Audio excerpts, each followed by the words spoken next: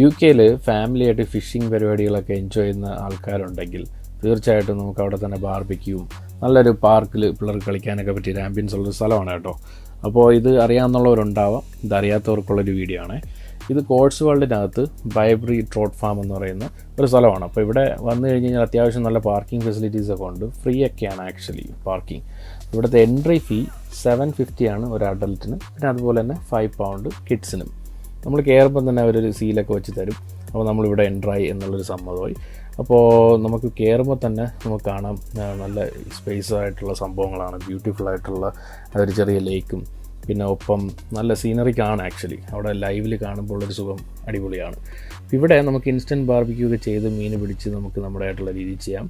അതല്ലെങ്കിൽ ഈ കാണുന്ന പോലുള്ള സെറ്റപ്പ് നമുക്ക് ഓർഡർ ചെയ്യാം. അപ്പോൾ ഇത് ബാർബിക്യൂ ബ്രിക്കും പിന്നെ ഒപ്പം നമുക്ക് ഇരിക്കാനുള്ള ഫെസിലിറ്റിയും അവർ തരുന്നൊരു